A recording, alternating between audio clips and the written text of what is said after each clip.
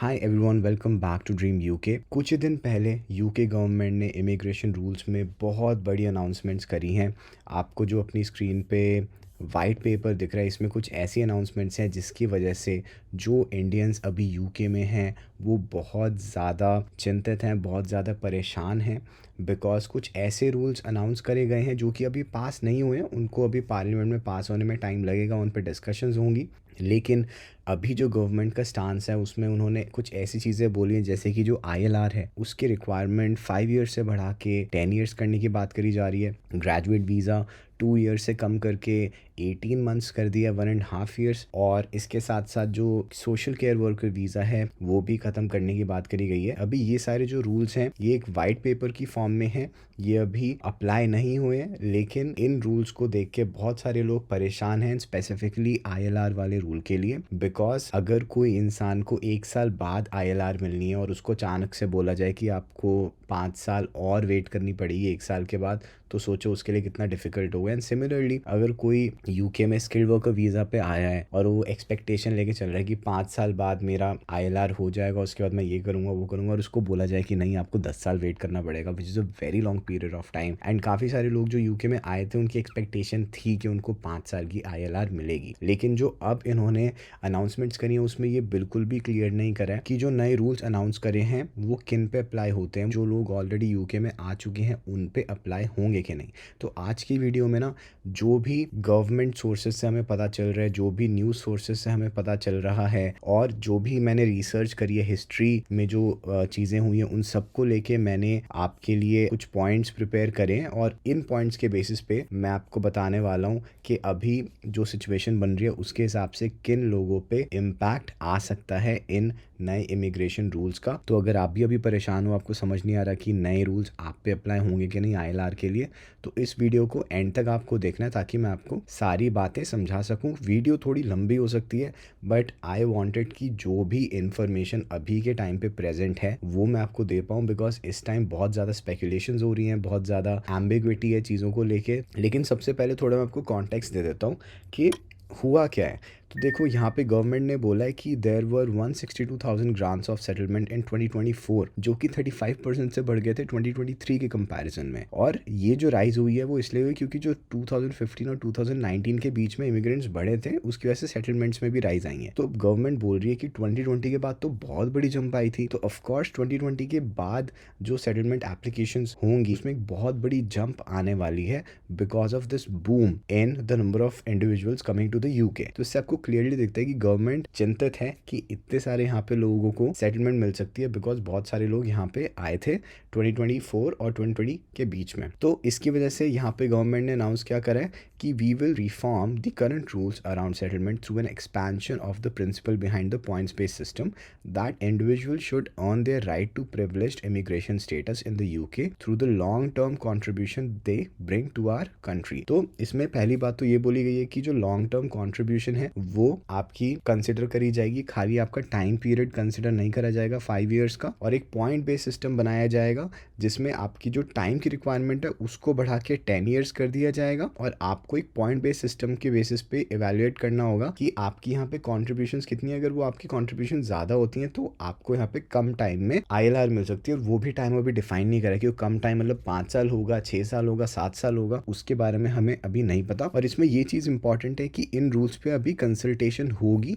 Letter this year. और इस rule में एक एग्जाम्पशन ये है कि जो शॉर्टर पाथवे है 5 ईयर्स का वो डिपेंडेंट्स को मिलेगा ब्रिटिश सिटीजन्स के। तो इन रूल्स का मतलब क्या है, तो यहाँ पे एक पोस्ट लिखा था सीमा ने, जो कि पार्टनर इन प्रिंसिपल है ईवाई में, और इनका जो एरिया ऑफ एक्सपर्टीज़ है वो इमिग्रेशन पर है, ये मार्केट लीड है इमिग्रेशन में। तो इन्होंने समझाया है कि फ्यूचर में आईएलआर की 3 स्ट्रीम्स बनेंगी। ओके, एक तो वो होंगी जो करंट रूल्स के अंडर 5 ईयर्स में अप्लाई कर सकते हैं। अगर गवर्नमेंट ये रूल्स अनाउंस करती है बट एक ट्रांजिशन मेजर डाल देते हैं कि ये लोग हैं जो कि अभी भी एलिजिबल रहेंगे 5 साल के रूट के लिए, तो उनको तो 5 साल में ही मिलेगी। उसके बाद जो दूसरी आईएलआर स्ट्रीम होगी वो होगी जो लोग क्वालिफाई करेंगे पॉइंट्स बेस्ड सिस्टम के हिसाब से। तो अगर आप सर्टेन पॉइंट्स अचीव कर लेते हो इन द फ्यूचर, जो भी गवर्नमेंट डिफाइन करती है उनको, कॉन्ट्रीब्यूशन आपकी कितनी है यूके में, अगर आप उन स्पेसिफिक पॉइंट्स को अचीव कर लेते हो तो आप फिर 5 ईयर्स के जो रूट है उसको अचीव कर लोगे एंड आपको 5 साल में ILR मिल जाएगी। और जो तीसरी ILR की स्ट्रीम बनेगी वो होगी जो बाकी सारे लोग हैं जो कंट्रीब्यूशन उतनी नहीं कर पा रहे जितनी गवर्नमेंट डिफाइन करती है, तो उन सबको 10 साल में ILR मिलेगी। अब यहाँ पे ना इस चीज़ पे क्लैरिटी नहीं है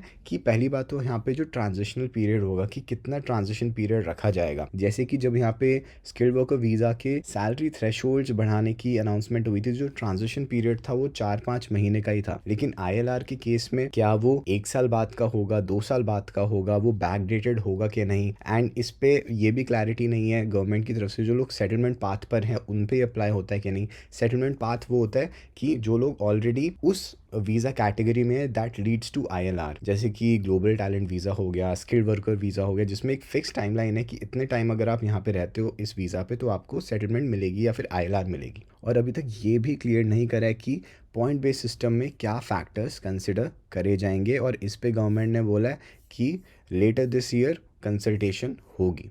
और अब हम बढ़ते हैं थोड़ा न्यूज़ आर्टिकल्स की तरफ और समझते हैं कि न्यूज़ में क्या लेटेस्ट डेवलपमेंट्स हैं इस टॉपिक पर। तो अगर हम सबसे पहले BBC का आर्टिकल देखें जो सबसे पहले आया था इन रूल्स के आने के बाद, तो वहाँ पे BBC ने बोला था कि BBC understands a document published in the coming weeks will make clear the government is preparing to apply 10-year qualifying period to those who are already in the UK as well as to new visa applicants. This move will be subject to a public consultation. तो देखो अभी BBC ने बोला कि in the coming weeks government ऐसा document लेकर आएगी जिसमें आपको पता चलेगा कि ये जो रूल है वो जो ऑलरेडी लोग UK में हैं उन पे भी अप्लाई होता है और जो न्यू वीजा एप्लीकेंट्स हैं उन पे भी अप्लाई होता है। बट इस लाइन पे आप ब्लाइंडली विश्वास नहीं कर सकते हो, बिकॉज ठीक है जो UK में लोग हैं वो तो स्टूडेंट्स भी हैं, वो ग्रेजुएट वीजा पर भी हैं, वो स्किल्ड वर्कर वीजा पे भी हैं, वो ग्लोबल टैलेंट वीजा पर भी हैं। तो जब आप ये कहते हो ये चीज उन पे अप्लाई होगी जो ऑलरेडी UK में है, तो क्या आपका मतलब है ये सारी वीजा कैटेगरीज? क्योंकि अगर ये अप्लाई स्टूडेंट वीजा होल्डर्स पे होती है, ग्रेजुएट वीजा होल्डर्स पे होती है, तो वो तो UK में है, उन पे ये लाइन ये अप्लाई होगी। लेकिन जो लोग सेटलमेंट पाथ पर हैं क्या आप उनको भी इंक्लूड करने की बात कर रहे हो? एंड फिर आपने बोला है कि this move will be subject to a public consultation. तो अगर in the coming weeks government एक डॉक्यूमेंट लाने वाली है तो क्या इतने कम टाइम में वो एक पब्लिक कंसल्टेशन भी कंप्लीट कर लेंगी? तो ये वाला जो मेरे को ब्लॉक था ना इतना क्लियर नहीं लगा और इससे मेरे को क्लियर डायरेक्शन समझ नहीं आई कि आगे होने क्या वाला है। इसके बाद अगर हम रूटर्स को देखें, उन्होंने बोला है कि government official said on Thursday that while those who arrived on a family visa or as dependent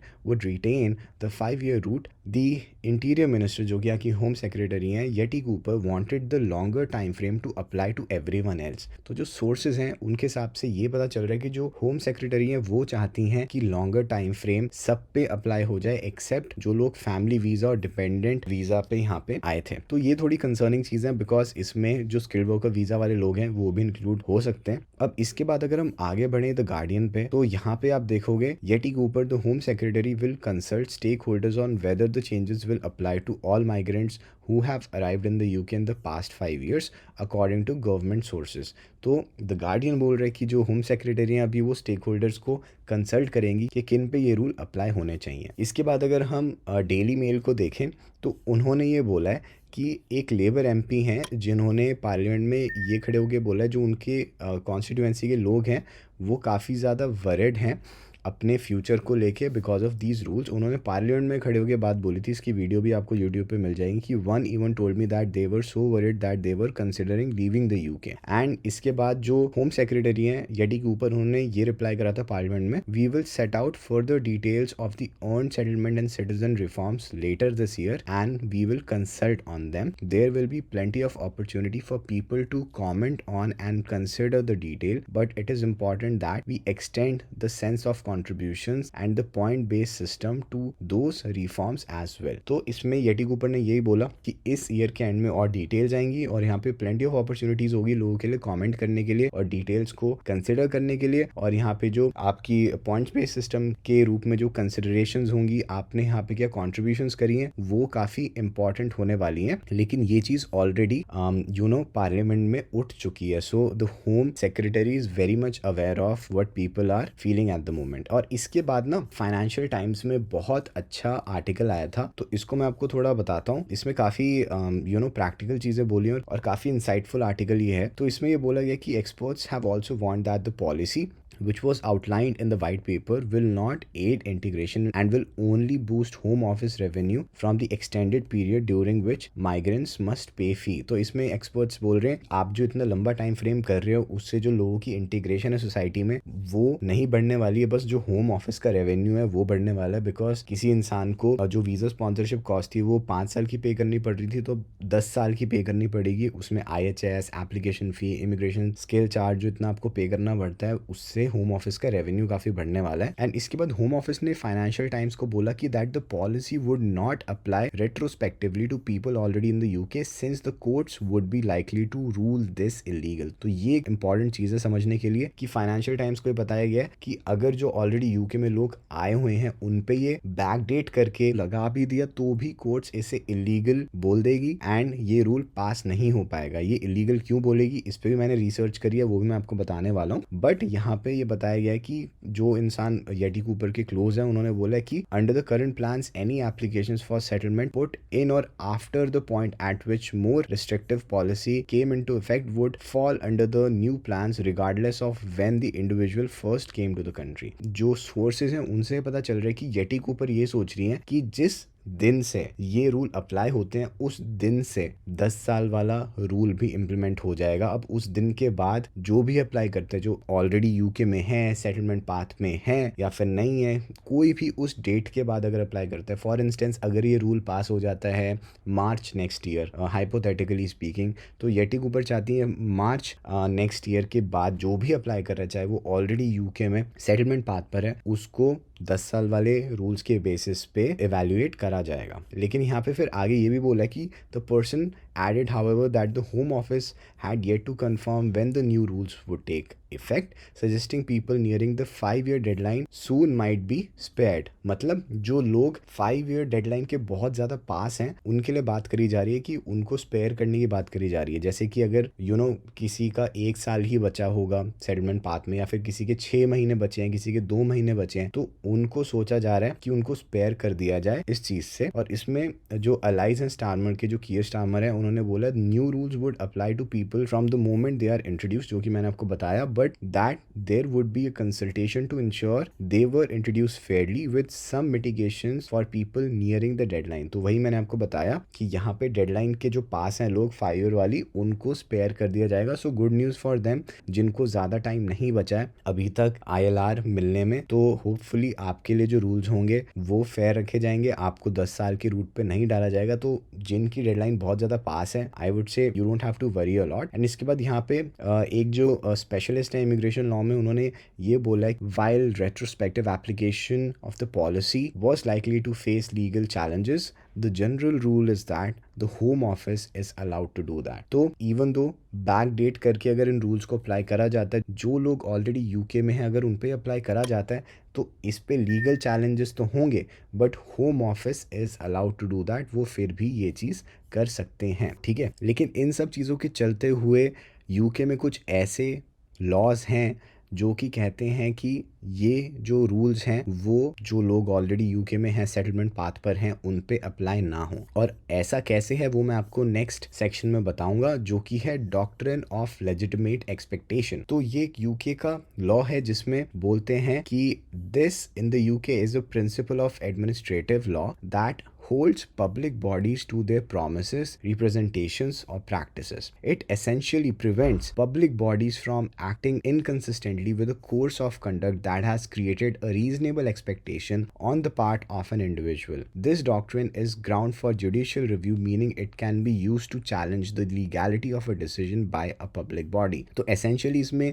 ये बोला जा रहा है कि अगर गवर्नमेंट ने आपको एक रीजनेबल एक्सपेक्टेशन दी थी कि अगर आप ये करोगे तो आपको ये मिलेगा, एंड अगर गवर्नमेंट उस एक्सपेक्टेशन को इनकंसिस्टेंटली ट्रीट करती है। मतलब अगर आपने कोई डिसीजन ले लिया गवर्नमेंट की प्रीवियस पॉलिसीज़ के बेस पे एंड अब वो गवर्नमेंट ने आपके लिए एक लेजिटिमेट एक्सपेक्टेशन बना दी थी, लेकिन जब आपने वो चीज़ कर ली उसके बाद गवर्नमेंट रूल्स चेंज करने की बात कर रही है, तो ये लीगल नहीं है और इस पे लीगल चैलेंजेस क्रिएट हो सकते हैं, जो कि अब तक हमने न्यूज़ आर्टिकल्स में भी पढ़ा है, वो इस डॉक्ट्रिन के बेसिस पर ही है। एंड इसके बाद एक बहुत अच्छा यहाँ पे आर्टिकल पोस्ट करा गया था एक वेबसाइट पे, जहाँ पे बताया था कि ऐसी सिमिलर सिचुएशन 2006 में भी आई थी, जहाँ पे गवर्नमेंट ने आईएलआर के रूल्स चेंज करे थे, लेकिन उन रूल्स को जो डॉक्ट्रिन ऑफ लेजिटिमेट एक्सपेक्टेशन है उसके बेसिस पे उन रूल्स को अप्लाई नहीं करने दिया गया था रेट्रोस्पेक्टिव एप्लीकेशंस पे। ये आप पूरा जो केस है ये आप पॉज करके वीडियो पढ़ सकते हो एंड यहाँ पे आपको यही समझ आएगा कि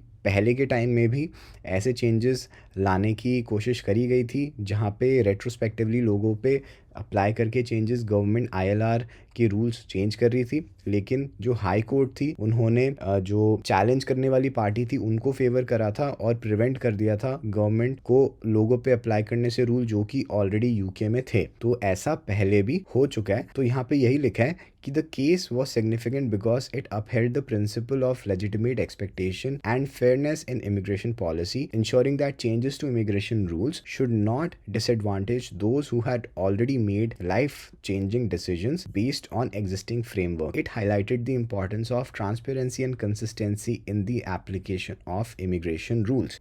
And फिर आगे यहाँ पे लिखा है कि should the current government decide to go ahead with the proposed retrospective application of the 10-year route to those currently on the 5-year route, I strongly suspect there will be a U-turn once the courts apply this 2008 judgment. तो अगर courts ने already ऐसी judgement 2008 में पास कर दी है जिसमें backdated rules apply नहीं होने दिए थे, रेट्रोस्पेक्टिव एप्लीकेशन नहीं होने दिया था आईएलआर के चेंजेस को, तो अब भी अगर ऐसा गवर्नमेंट करने की कोशिश करती है तो कोर्ट्स उसको इलीगल बोल के लोगों को प्रिवेंट कर सकती है, लोगों को बचा सकती है ऐसे रूल्स से एक्सपोज होने के लिए। और इसका ना हमें एक हिंट भी मिला है वाइट पेपर में। तो ये जो हिंट है ये एक्चुअली मैं भी नहीं ढूंढ पाया था और मेरे एक कनेक्शन है, मेरे एक फ्रेंड है, उन्होंने मेरे को ये स्क्रीनशॉट भेजा। तो अगर आप वाइट पेपर का पेज नंबर 22 देखोगे तो यहाँ पे बात करी गई है कि जिन लोगों को 2024 स्प्रिंग के बाद स्किल वर्कर वीज़ा मिला है उनका स्किल लेवल क्या है। तो यहाँ पे आपको दिखेगा कि इन इंडस्ट्रीज़ में जो पर्पल लाइन है वो RQF लेवल 6 के नीचे की जॉब कर रहे हैं और बाकी इंडस्ट्रीज़ में लोग जो हैं जो लाइट पर्पल लाइन से दिखाए हैं वो हैं RQF लेवल 6+ वाली जॉब्स। ठीक है, तो यहाँ पे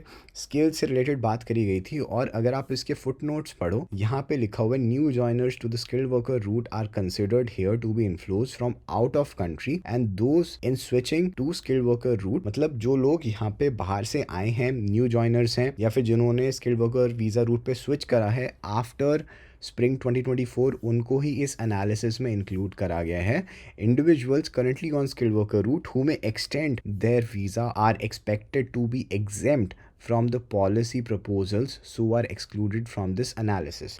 तो इसका मतलब ये है कि जो स्किल्ड वर्कर वीज़ा पे ऑलरेडी लोग हैं जो कि अपना एक्सटेंड करेंगे वीज़ा, उनको इस पॉलिसी से एग्जेम्प्ट करा जा सकता है। और अगर हम नीचे आए तो यहाँ पे एक इमिग्रेशन स्पेशलिस्ट है जिनका मुझे लिंक्डइन पे पोस्ट मिला, तो इस पे इन्होंने भी लेजिटिमेट एक्सपेक्टेशन की ही बात करी है। आप वीडियो पॉज करके ये पूरा जो पोस्ट है इसको पढ़ सकते हो। और ये लेजिटिमेट एक्सपेक्टेशन कैसे बनाई गई थी, सबसे पहले तो a clear and unambiguous promise has been made कि आपको 5 साल में ILR मिलेगी। They have relied on that promise to their detriment. मतलब लोगों ने पार्टिसिपेट करा इस स्कीम में by taking up skilled worker visa और वो 5 साल के रूट पे आए। और यहाँ पे अब ये अनफेयर होगा कि अगर आप उन लोगों को उस रूट पे लाने के बाद अपने रूल्स चेंज करते हो। और ये सिमिलर चीज़ ग्रेजुएट वीज़ा पे भी अप्लाई होती है। और यहाँ पे एंड में ये भी बोला गया कि जो लेजिटिमेट एक्सपेक्टेशन है वो गवर्नमेंट इग्नोर भी कर सकती है कुछ स्पेसिफिक केसेस में, जैसे कि अगर यहाँ का जो पब्लिक इंटरेस्ट है वो बहुत ज़्यादा बड़ा है कंपेयर टू लोगों को 10 साल वाले रूट पे ना डालने से। मतलब अगर गवर्नमेंट यहाँ पे एक ऐसा केस क्रिएट कर देती है कि हमारे लिए नेट माइग्रेशन और इकोनॉमिक स्ट्रेन को फोकस में रखना है एंड वो ज़्यादा बड़ी चीज़ है, वो ज़्यादा इंपॉर्टेंट है कंपेयर टू लोगों को बचाना इस रूल से, तो गवर्नमेंट इस रूल से बच सकती है। और अगर एक गवर्नमेंट फेयर अप्रोच लेकर आती है जिसमें एक बैलेंस वो रखेंगी इंडिविजुअल और पब्लिक इंटरेस्ट का, तो भी यहाँ पे गवर्नमेंट बच सकती है। और इसके बाद अगर गवर्नमेंट एक एडवांस नोटिस के साथ, कंसल्टेशन के साथ, ट्रांजिशनल अरेंजमेंट्स के साथ ये रूल लेकर आती है लोगों के लिए, जो कि एक अच्छा पॉजिटिव साइन होगा, तो भी गवर्नमेंट इस लीगल चैलेंज से बच पाएगी। आएगी, बट क्या वो ट्रांजिशनल अरेंजमेंट इतना होगा कि जो भी लोग स्किल्ड वर्कर वीज़ा पे ऑलरेडी हैं वो इस रूल से बच जाएंगे, वो देखने वाली चीज़ होने वाली है। तो अगर हम बात करें कि आगे क्या होने वाला है, आपको क्या चीज़ें ध्यान में रखनी है, उन चीज़ों के बारे में बात कर लेते हैं। तो सबसे पहले तो जो लोग अपना 5 साल का रूट कंप्लीट करने वाले हैं उनके बहुत ज़्यादा चांसेस हाई हैं कि उनको एग्जेम्प्ट कर दिया जाएगा नए रूल से। तो अगर आपका 1 साल बचा है आईएलआर में, या फिर आपके 6 महीने बचे हैं, या फिर अगर आपका 1.5 साल बचा है, तो आपको बहुत ज़्यादा चिंता करने की ज़रूरत नहीं है। और यहाँ पे ये भी है कि जो गवर्नमेंट है वो सब पे ये रूल अप्लाई करना चाह रही है, बिकॉज अभी उनके लिए पॉलिटिक्स में अपना नाम बचाना बहुत इंपॉर्टेंट है, लोगों के सामने इमेज अच्छी करनी है यहाँ के लोकल्स के सामने। तो वो सब पे ये रूल अप्लाई करना चाहते हैं, लेकिन under the doctrine of legitimate expectation ये चीज़ गवर्नमेंट को बैकफायर कर सकती है, और इसकी वजह से लीगल चैलेंजेस क्रिएट होंगे, जिसकी वजह से जो पूरा रूल है आईएलआर का ये और डिले हो जाएगा इन टर्म्स ऑफ इम्प्लीमेंटेशन। और अगर ये होता है तो समझो जिन लोगों की 1 साल बाद आईएलआर ड्यू है, या फिर जिनकी 2 साल बाद भी आईएलआर ड्यू है, तो अगर ये रूल समझो 1.5 साल 2 साल बाद अप्लाई होता है, तो उस टाइम तक तो जिन लोगों की आईएलआर में 6 महीने ही बचे होंगे या फिर 4-5 महीने बचे होंगे, तो मोस्ट लाइकली उन लोगों को भी स्पेयर कर दिया जाएगा इस रूल से। इसके बाद chances of skilled worker visa holders being exempted are higher compared to students and graduate visa holders, क्योंकि जो हमें वाइट पेपर है उसमें भी जो फुट नोट्स में हमें पॉइंट मिला है उसमें स्किल्ड वर्कर वीज़ा होल्डर्स को बोला है कि जो लोग रिन्यू करेंगे उनको मोस्ट लाइकली एग्जेम्प्ट कर दिया जाएगा प्रपोज्ड पॉलिसीज से। और पहले भी हमें यही पता चला है कि जो लेजिटिमेट एक्सपेक्टेशन है वो उन पर अप्लाई हुई है जो कि सेटलमेंट रूट पर आ चुके थे।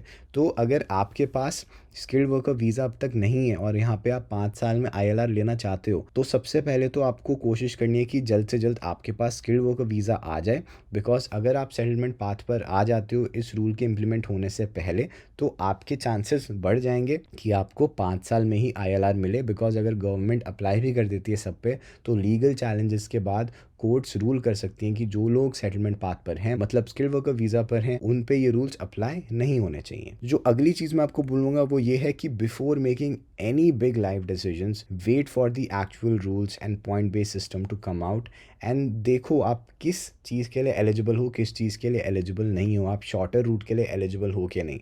बिकॉज जब तक एक पॉइंट बेस्ड सिस्टम नहीं आता, जब तक ये रूल बाहर नहीं आता, जब तक इस पे लीगल चैलेंजेस सेटल नहीं हो जाते, तब तक आपको पता ही नहीं है कि इस रूल में क्या चेंजेस होने वाले। और इन रूल्स पे भी होम सेक्रेटरी ने खुद बोला है कि पब्लिक कंसल्टेशन होगी।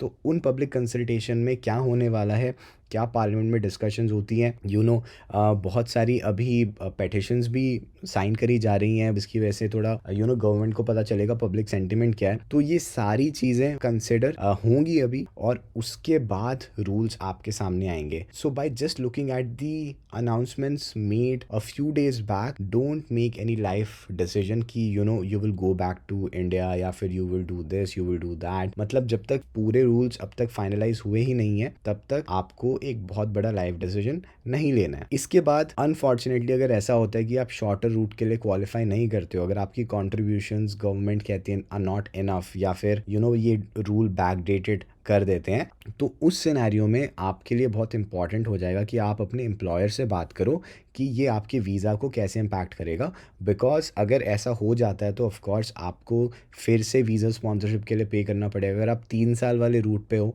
तो आपको और 2 बार 3 साल वाले रूट पे आना पड़ेगा, और उसके बाद 1 साल की वीज़ा स्पॉन्सरशिप और चाहिए होगी, राइट। तो 10 साल का अगर आपको टाइम पीरियड करना पड़ेगा पूरा, तो आपको मल्टीपल वीज़ा स्पॉन्सरशिप एप्लीकेशंस करनी पड़ सकती हैं, और उसकी जो कॉस्ट है वो बहुत ज़्यादा होगी। फॉर एग्जांपल 3 साल की जो वीज़ा स्पॉन्सरशिप कॉस्ट है वो मैं देख रहा था 7-8 हज़ार पाउंड्स तक चली जाती है। अगर आप जो इमिग्रेशन स्किल चार्ज है वो एक बड़ी कंपनी का लगाओ, और जो 32% जो इंक्रीज अभी अनाउंस करी गई है उसको भी अगर आप कंसिडर करो, तो वीज़ा स्पॉन्सरशिप कॉस्ट कंसिडरेबली बढ़ जाएगी। तो आपको एम्प्लॉयर के साथ अपने बात करनी है कि आपकी कंपनी की वीज़ा स्पॉन्सरशिप पॉलिसी क्या रहने वाली है, वो किस हद तक आपकी कॉस्ट कवर करेंगे, पूरी करेंगे, आधी करेंगे, आपको भी कंट्रीब्यूट करना पड़ेगा अपनी तरफ से। तो ये चीज़ें आपको समझना ज़रूरी है। अगर आप गवर्नमेंट के जो नए रूल्स हैं उनके फेवर में नहीं हो, तो आप एक पेटिशन स्टार्ट कर सकते हो।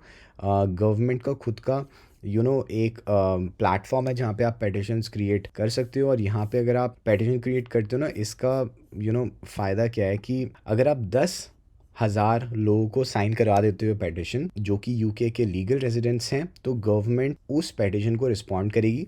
एंड अगर ये नंबर 100,000 तक चला जाता है तो this topic will be considered for a debate in parliament. तो अगर आप ये 2-3 लाख तक नंबर ले जाते हो, कोई ढंग से पेटिशन क्रिएट करता है, एक डिटेल्ड पेटिशन बनाता है और वो वायरल हो जाती है, बहुत लोग उसको साइन करते हैं, तो उस केस में गवर्नमेंट को भी पता चलेगा कि पब्लिक सेंटिमेंट क्या है, लोग क्या चाहते हैं। अगर आप बिल्कुल चुप बैठे रहोगे और आप इस चीज़ के फेवर में नहीं हो, तो गवर्नमेंट तक आपकी आवाज़ नहीं पहुंचेगी एंड आप कुछ नहीं कर पाओगे। सो अगर आप इस चीज़ के अगेंस्ट हो तो you should start a petition, और आपको ये जो कंसर्न्स हैं अपने अपने एमपीज़ के साथ भी रेज़ करने चाहिए। अगर आप इस वेबसाइट पर जाते हो तो आप लिटरली अपने एमपीज़ को रीच आउट कर सकते हो। आप अपना पोस्ट कोड वगैरह डाल के, अपनी लोकेशन डाल के देख सकते हो आपका एमपी कौन है, और उनको रीच आउट करके अपने इश्यूज़ डिस्कस कर सकते हो।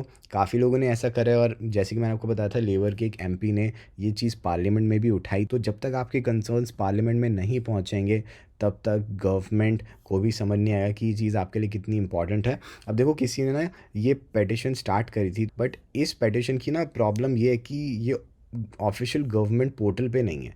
तो ये change.org पर है। इस पे लगभग 44,000 लोगों ने साइन करा है, जिस पे उन्होंने बोला है कि they are against the changes of ILR rules. इस पे ना गवर्नमेंट की कोई ऑब्लिगेशन नहीं है रिप्लाई करने की। अगर इसके सिग्नेचर्स 100,000 पे भी पहुंच जाए तो भी government is not liable to discuss this issue in the parliament. So अगर आप इस तरह की एक पेटिशन जाके क्रिएट करोगे गवर्नमेंट की वेबसाइट पे, जो कि गवर्नमेंट का पेटिशन वाला वो है प्लेटफॉर्म, तो चांसेस आर मच हायर कि आपकी जो आवाज़ है उसको प्रॉपरली सुना जाएगा।